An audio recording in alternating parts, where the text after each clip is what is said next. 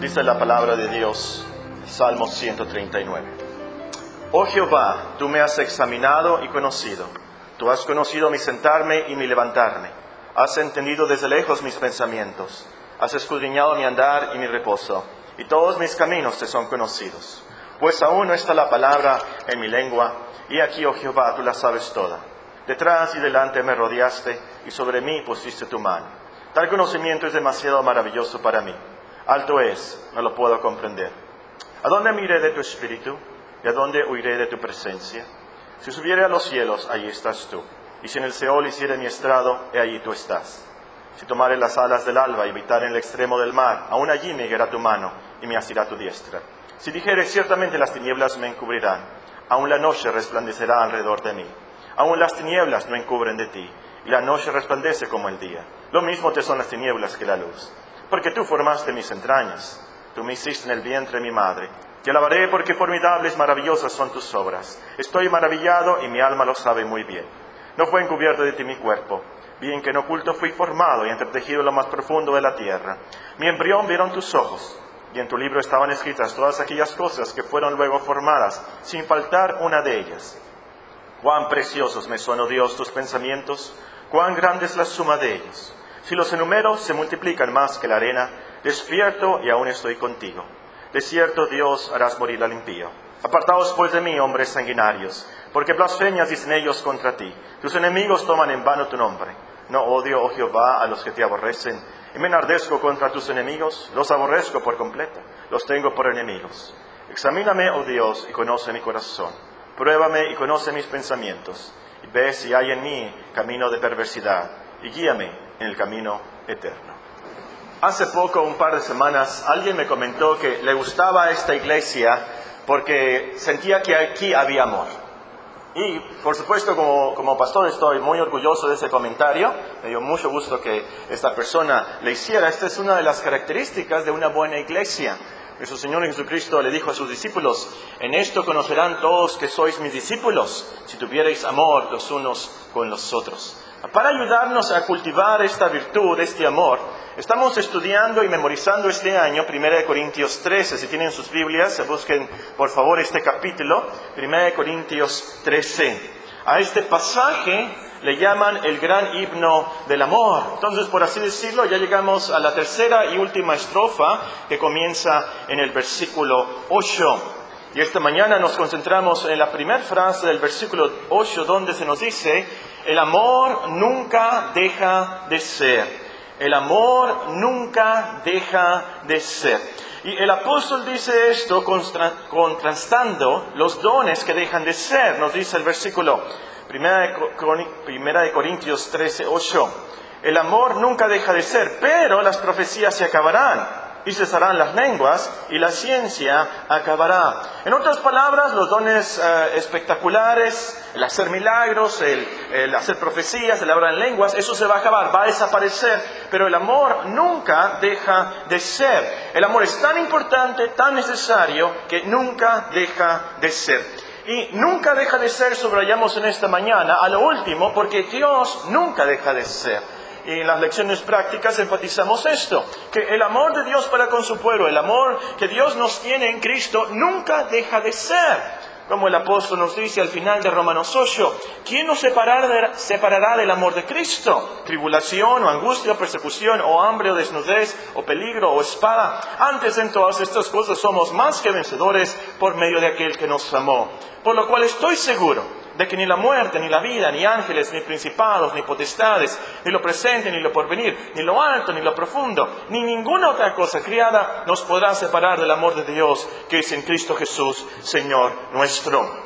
Ahora, esta tarde nos vamos a concentrar en las primeras palabras del versículo 9. Estamos estudiando un versículo por mes y este mes nos toca este versículo, el 9. Ya estamos en septiembre y vamos a enfatizar, vamos a concentrarnos en la primera parte del versículo 9. Porque en parte conocemos. Yo creo que esta es la frase más importante del versículo. De hecho, se repite en el versículo 12 esto. Versículo 12 dice: ahora vemos por espejo oscuramente, mas entonces veremos cara a cara. Ahora conozco en parte, pero entonces conoceré como fue conocido.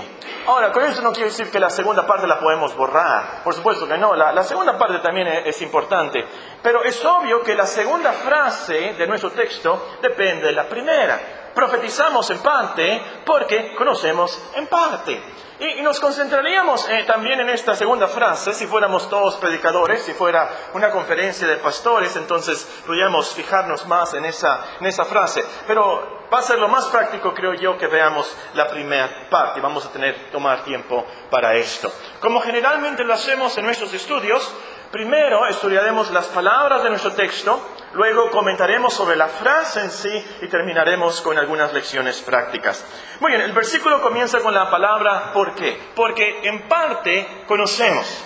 Y comienza así el versículo, el apóstol comienza diciéndonos por qué. Porque nos está explicando que los dones extraordinarios van a desaparecer, van a acabar. Se acabarán, nos dice, porque son imperfectos. Se acabarán, nos dice, porque son en parte. Después va a venir lo perfecto, ven el versículo 10. Porque en parte conocemos y en parte profetizamos, mas cuando venga lo perfecto, entonces lo que es en parte se acabará. Por eso está aquí la palabra ¿por qué? ¿Qué leccioncita podemos aprender de esta palabra? Yo creo que aquí podemos notar que aunque la cristiandad es una religión de fe, la cristiandad lo último es creer, es tener fe, por supuesto. Pero Dios en su misericordia, en su paciencia, nos da razones. Él no tiene que darnos razones. Él es Dios. Nosotros somos criaturas. Pero en su misericordia, en su paciencia, Él nos da razones. Y mucho de las epístolas trata de esto y nos explica por qué. Ustedes pueden subrayar en sus Biblias esta palabra, ¿por qué? Muchas veces tenemos versículos que comienzan con esta palabra, Dios nos da razones. Y por así decirlo, entonces podemos decir que no seguimos a Dios sin bases, no seguimos a Dios a ciegas. No. La fe del cristiano no es a ciegas, tenemos bases, tenemos razones. Dios nos da bases. El Evangelio es razonable, o para usar las palabras de Romanos 12, la cristiandad es un culto racional. El Evangelio tiene sus razones y a lo último la cristiandad es muy lógica según Dios. Muy bien, las siguientes palabras son solo en parte, porque en parte conocemos, porque en parte quiere decir que no es total, es en parte, es parte del todo. Entonces, aunque dice aquí que es la parte de lo que conocemos, realmente no podemos decir es un 10%, un 20%. Es parte. Por el contexto de la vida y por el contexto de 1 Corintios aquí, sabemos que lo que sabemos es poco. Es por eso que otra versión de la Biblia dice, ahora solo conocemos un poco. Y es cierto, es parte, es poquísimo realmente lo que conocemos de la vida y de la cristiandad y de todo lo que hay que conocer. Entonces, en comparación con el total, con lo que es perfecto, nosotros conocemos en parte, conocemos muy poco. Ahora, de esta palabra, en parte, poco, podemos notar la misericordia y sabiduría de Dios también. Porque un tiempo, Dios en su misericordia, en su paciencia, nos dio en parte. Si nos le hubiera dado todo, no hubiéramos aguantado. Es como un bebé. Un bebé, le tenemos que dar leche primero. A un bebé no le podemos dar un steak. A un bebé no le podemos dar tacos de cabeza o chilorio. Por supuesto que no. Le tenemos que dar leche hasta que él aprenda a digerir bien todos los alimentos. O como dicen los teólogos entonces en esto, Dios nos ha dado una revelación progresiva. Es en partes, es poco a poco. Si de repente se nos diera todo, no pudiéramos con esa carga, no pudiéramos con todo ese conocimiento. Y así en la historia de la iglesia. En un tiempo Dios usó los sueños, Dios usó profetas, por supuesto, milagros, lenguas.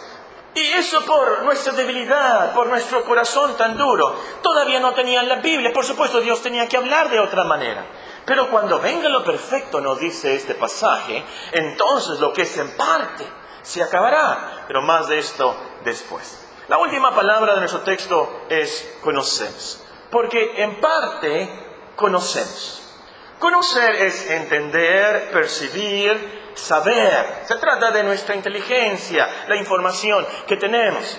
Ahora, lo que quiero que noten de esta palabra, de este verbo, es que el apóstol lo usa en el plural. dice conocemos, no dice conozco, dice conocemos. Y mi pregunta es, ¿de quién está hablando cuando dice conocemos? Podemos decir, si tenemos una prueba teológica, ¿quién es el conocemos aquí? Y usted contesta, bueno, los cristianos. Está bien, se la van a sacar bien, no hay problema. Pero también podemos aquí hablar de todos en general, porque a lo último, los ateos, a lo último, todas las personas conocen en parte. Vean conmigo Romanos 1, esto es lo que quiero decir. Romanos capítulo 1 y el versículo 18. Romanos capítulo 1 y el versículo 18. Pudiéramos aquí anotar nuestra conciencia, que nos habla al final del capítulo 2 el apóstol acerca de la ley de Dios escrita en nuestros corazones. Por la conciencia sabemos estas cosas. Pero quiero que vean es en el primer capítulo, Romanos 1, 18. Porque la ira de Dios se revela desde el cielo contra toda impiedad e injusticia de los hombres que detienen con injusticia la verdad. Porque lo que de Dios se conoce les es manifiesto, pues Dios se lo manifestó. Porque las cosas invisibles de Él, su eterno poder y deidad, se hacen claramente visibles desde la creación del mundo, siendo entendidas por medio de las cosas hechas, de modo que no tienen excusa.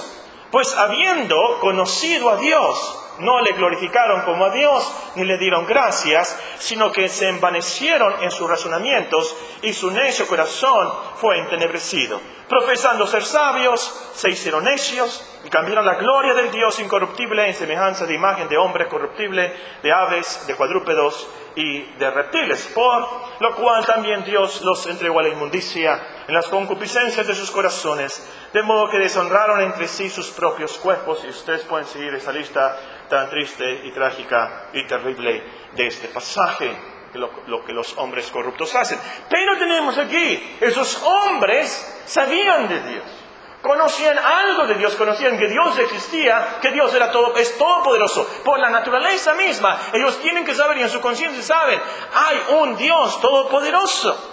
Ahora, de esta palabra, conocemos. Podemos resaltar también la misericordia del Señor. Conocemos en parte, pero conocemos. ¿Qué tal si no conociéramos nada? Absolutamente nada. ¿Qué tal si no tuviéramos la Biblia? ¿Qué tal si no pudiéramos entender nada? ¿Se imaginan? Traten de imaginarse. Esto es inimaginable, por supuesto, pero traten de imaginarse que no tuviéramos nada de información, que no pudiéramos captar los diferentes conceptos, los ciclos de la naturaleza, que no pudiéramos saber nada de la historia, que no pudiéramos entender nada de la historia, nada de la química, nada de la biología, nada de las matemáticas. ¿Cuánto es 2 por 2? No sé, no entiendo. ¿Se imaginan que no supiéramos nada de la biología de nuestro cuerpo? Nada absolutamente de la geología, de la física, absolutamente nada de nada. Eso sería muy terrible. Pero lo peor, por supuesto, sería que no supiéramos nada, absolutamente nada de Dios. Fuéramos peores que los animales, que las amibas.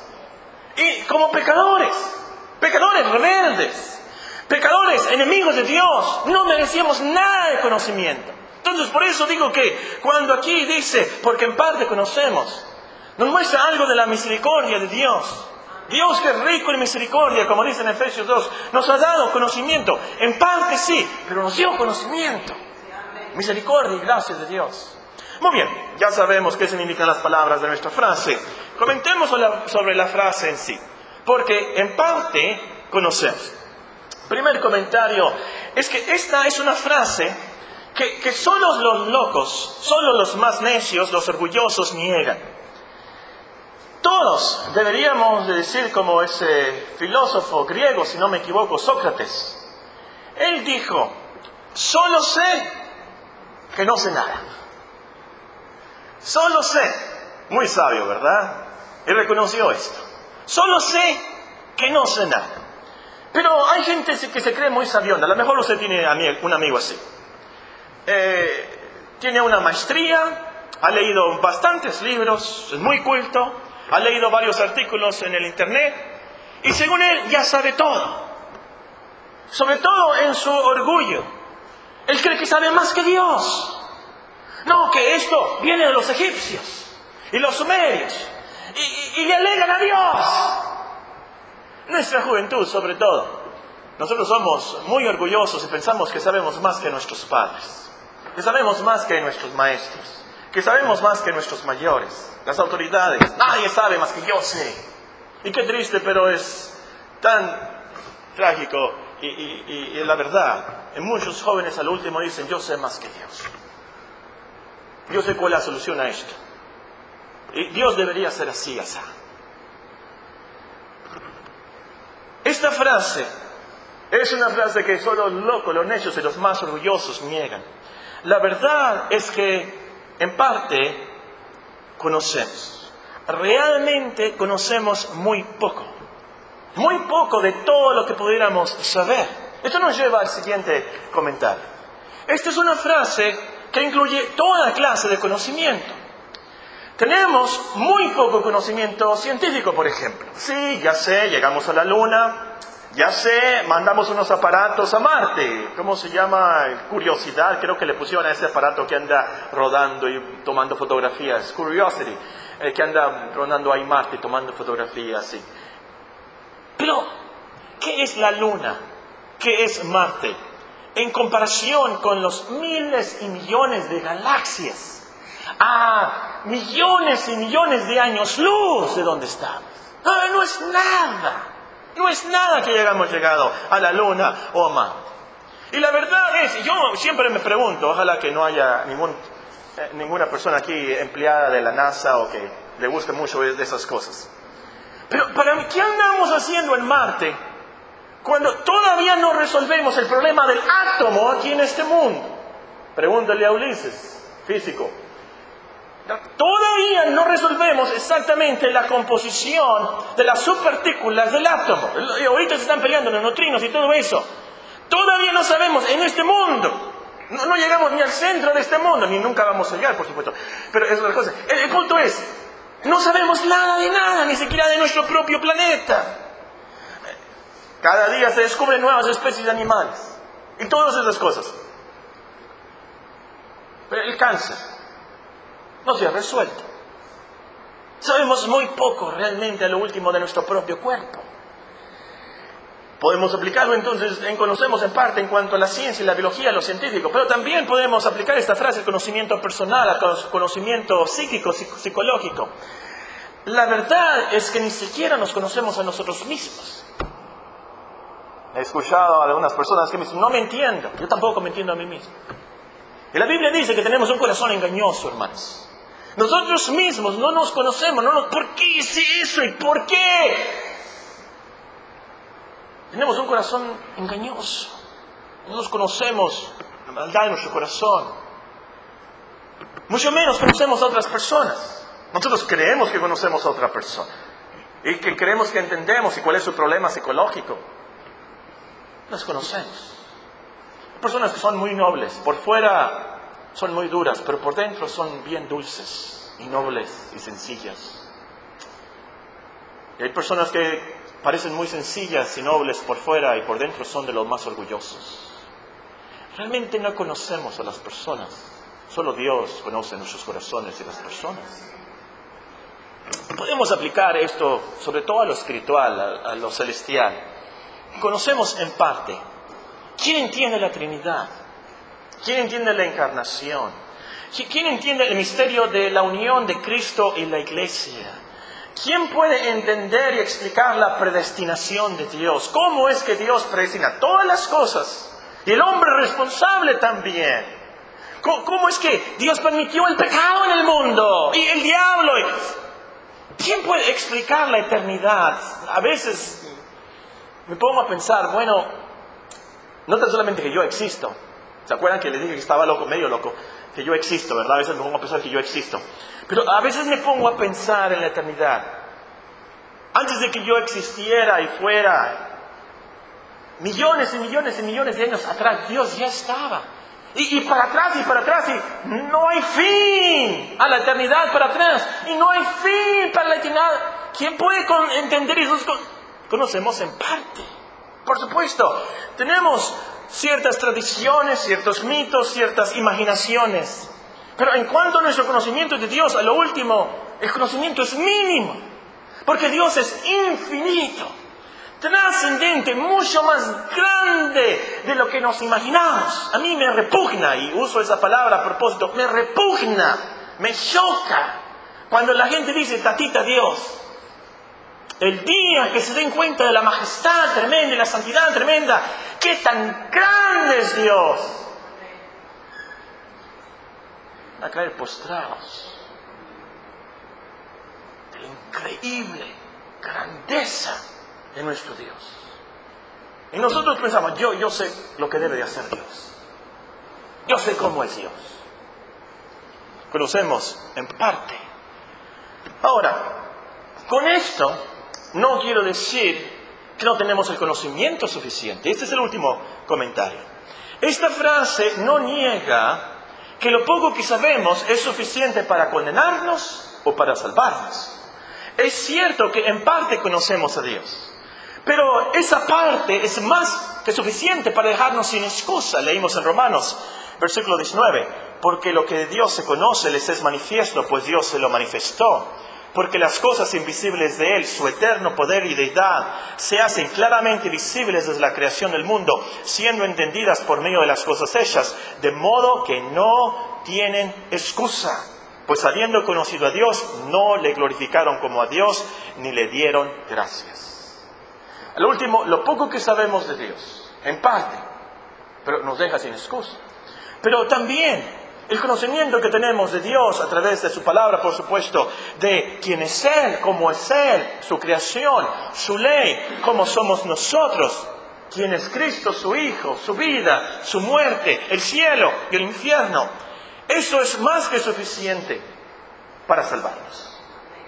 Eso es más que suficiente para que nos dé vergüenza y nos entristezcamos. ¿Cómo es que hemos pecado tanto contra nuestro Dios que nos hizo?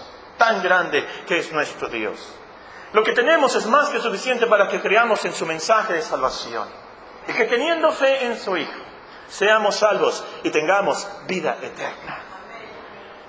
Entonces, ya sabemos las palabras, hemos comentado sobre la frase. En último lugar, terminemos con unas lecciones prácticas para todos nosotros. La frase es, porque en parte conocemos. Número 1. Esta frase, hermanos, nos debe de humillar. No somos tan sabios como que creemos. No sabemos tanto como realmente creemos. En comparación con el conocimiento total, el conocimiento de Dios, no sabemos nada. Todos debemos decir como Sócrates, solo sé que no sé nada. A lo último. Entonces debemos de vivir una vida de humildad, que realmente ignoramos muchas cosas. Ignoramos muchas cosas de la vida, ignoramos muchas cosas de la eternidad, ignoramos muchas cosas de Dios. Entonces cuando alguien te pregunta algo que no sabes, sé humilde, ¿sabes qué? No sé, voy a preguntar, voy a leer. En tus problemas, en tu vida, tienes que hacer algo. Checa, coteja. Bueno, ¿qué dice Dios? Realmente no sabemos cómo vivir. Es más, el apóstol San Pablo dice, no sabemos cómo orar. Seamos humildes. Vengamos ante Dios, ante las demás personas con esta humildad. No sabemos todas las cosas. Conocemos en parte. Seamos muy humildes. Número 2. Es una frase que nos debe de motivar a aprender más. Esta es una frase que nos debe de motivar a aprender más. Oye, necesito unos niños inteligentes. A ver, unos niños inteligentes. Después del kinder, ¿qué sigue? Primaria. Muy bien, después de la primaria sigue la secundaria. Después de la secundaria sigue la preparatoria. Después de la preparatoria sigue y después de la universidad algunos van a maestría. Y algunos después siguen a un doctorado. Eruditos, un postdoctorado. Toda esa información, toda esa educación, al final, si realmente estudiaste y aprendiste, vas a conocemos en parte. Tu educación, por así decirlo, hay algunos que dicen esto en las graduaciones. Aquí comienza tu educación real. Aquí comienza tu educación de la vida. Tu educación no termina con un postdoctorado. Siempre hay que aprender más de la vida. Pero lo más importante, siempre hay que estar aprendiendo de Dios. Porque de eso se trata la eternidad. Nunca va a llegar el día cuando digas, yo ya leí la Biblia lo suficiente. Yo ya sé todo lo que tengo que saber de Dios. No, por supuesto que no. Siempre debemos de estar aprendiendo de Dios. Salomón, el hombre más sabio, por cierto, que ha existido, nos enseña en Proverbios diciéndonos: Hijo mío, si recibieres mis palabras y mis mandamientos guardares dentro de ti, haciendo estar atento tu oído a la sabiduría, si inclinares tu corazón a la prudencia, si clamares a la inteligencia y a la prudencia dieres tu voz, si como a la plata la buscares y la escudriñares como a tesoros, entonces entenderás el temor de Jehová y hallarás el conocimiento de Dios.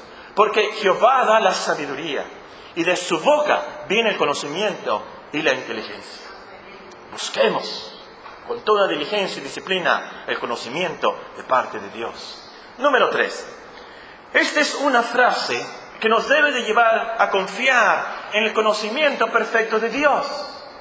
Nosotros en parte conocemos, pero Dios no. Dios sabe todo a la perfección. Nosotros no sabemos las cosas de la vida, las cosas de la ciencia, las cosas de la psicología, las cosas espirituales, pero Dios sí. Nosotros no sabemos qué va a pasar en el futuro, pero Dios sí. Él sabe lo que va a decir tu jefe mañana. Pues claro. Lo que va a decir tu maestro. Claro. Él sabe dónde vas a trabajar cuando tú termines tu universidad, tu colegio, tus estudios. Él sabe con quién te vas a casar, dónde vas a vivir, de qué te vas a enfermar al final. Dios lo sabe. En el mundo, Él sabe qué es lo que va a pasar con los musulmanes terroristas. Él sabe lo de Libia, Él sabía todo eso, absolutamente Él sabía todo. De la historia pasada, la historia presente y la historia futura. Él es omnisciente. ¿Saben qué significa que Él es omnisciente? Significa que Él sabe todo. Todo lo que fue, todo lo que es, todo lo que será y todo lo que hubiera sido si uno de los factores de la historia hubiera cambiado, cambia o cambia en el futuro. Eso es tremendo. Como dice el salmista, el Salmo 139, ese conocimiento es demasiado maravilloso para mí. Dios sabe lo que hubiera pasado si un factor de la historia hubiera cambiado. Dios sabe lo que hubiera pasado si en el presente algo cambia. Y Dios sabe si en el futuro. Dios sabe todo eso. 1 Samuel, hay un pasaje muy interesante, tremendo. 1 Samuel 23, léanlo. Ya tienen mucha tarea para hoy. 1 Samuel 23 nos cuenta de David. David está huyendo de Saúl. Le avisan de una ciudad que se llama Keila. Keila está siendo invadida por los filisteos. David va y rescata la ciudad. Ora, por supuesto, primero. Dios le dice, ve y rescata. Sus amigos le dicen, no, ¿cómo vamos a ir? David ora y Dios le dice, ve. David rescata la ciudad de Keila. Saúl se da cuenta, David está en Keila. Le avisan, Saúl va rumbo a Keila. David le pregunta a Dios otra vez, ¿me van a entregar los de Keila? Si Saúl llega a Keila, ¿me van a entregar los de Keila? Dios le contesta, te van a entregar. Eso es ilógico, por supuesto, pues los acababa de rescatar. Pero David pregunta, y Dios sabe qué iba a pasar si Saúl llegaba a Keila y los de Keila lo van a entregar a David a Saúl. Dios sabía eso. David, por supuesto, con esa información de un futuro probable que Dios sabía, sale de Keila. Saúl no llega a Keila. Dios sabía lo que hubiera pasado en tu vida si no te hubieras casado con esa persona. Dios lo sabía. Si no hubieras estudiado esa carrera, Dios lo sabía. Esto es tremendo y te da muchísima paz cuando captas este concepto de la omnisciencia de Dios. Porque a lo último lo que nos da más paz y más confianza es, yo no sé por qué me pasó esto. Yo no sé por qué está pasando esto en el mundo, pero yo sé que Dios sí sabe. Él sabe todas las cosas. Él me cuida. Él es mi Dios. Y Él predestina todas las cosas en su providencia perfecta. Lo tiene todo planeado para la edificación de su iglesia, nuestro crecimiento en la gracia de Cristo y, por supuesto, para su gloria. Y eso es lo que nos da más paz y tranquilidad.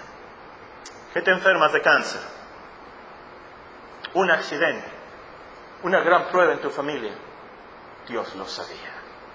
Para su gloria, Él lo permitió. Para tu crecimiento espiritual, para la edificación de la iglesia. ¿Cuánta paz tenemos en el conocimiento perfecto de Dios?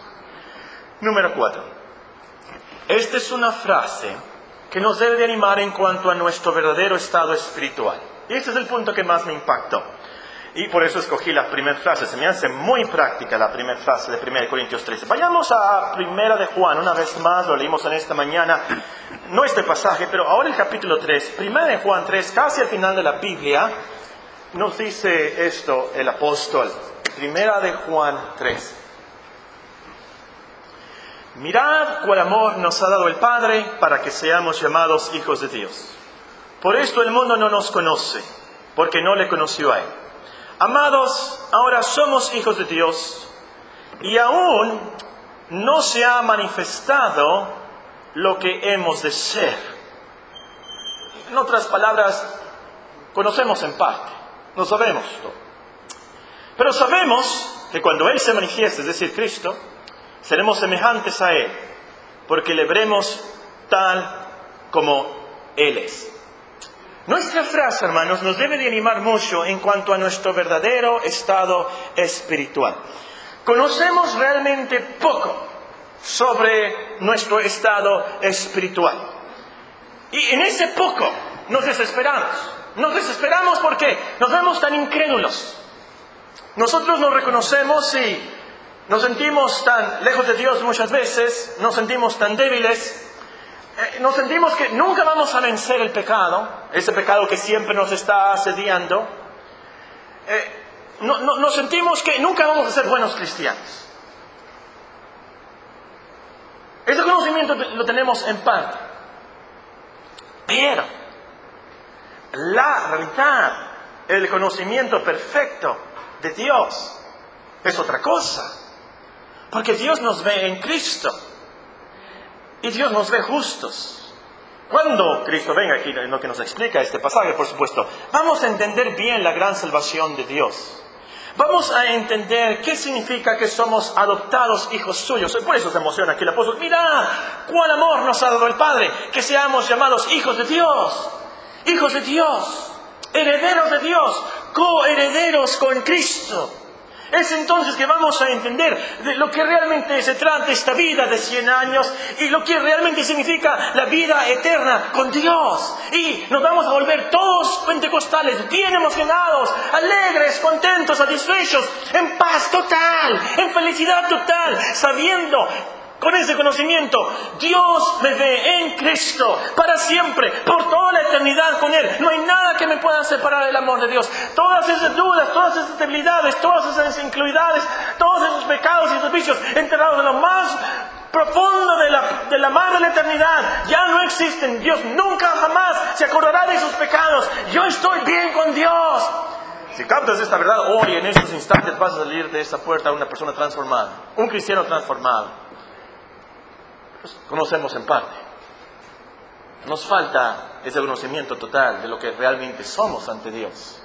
Esto nos lleva al siguiente punto.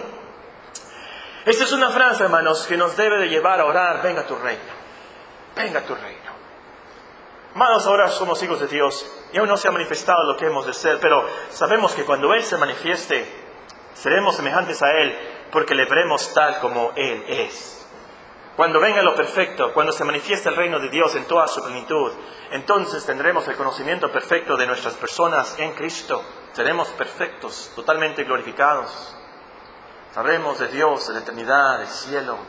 Nos daremos cuenta qué misericordia de Dios que nos dio la fe y el arrepentimiento para tener parte en su reino. En último lugar, esta frase nos debe de llevar a glorificar a Dios por el conocimiento que nos da. Cada uno de nosotros, de los que estamos aquí, tiene cierto conocimiento de Dios, cierto conocimiento de la vida. Debemos dar gracias a Dios por eso. Sobre todo, por supuesto, debemos de glorificarle, adorarle, porque no somos como los animales. No somos, algunos dicen, me acuerdo de mi maestro de biología que nos decía mamíferos, ¿verdad? Bueno, sí es cierto, somos mamíferos, pero no somos animales. Y nos decía yo, somos como los animales, somos mamíferos. No es cierto eso. No es cierto. Conocemos mucho, mucho más que los animales. Pero lo más importante es que conocemos a Cristo. Sabemos que el Hijo de Dios ha venido y nos ha dado entendimiento para conocer al que es verdadero. Y estamos en el verdadero, en su Hijo Jesucristo. Ese es el verdadero Dios y la vida eterna. 1 Juan 5. Oremos.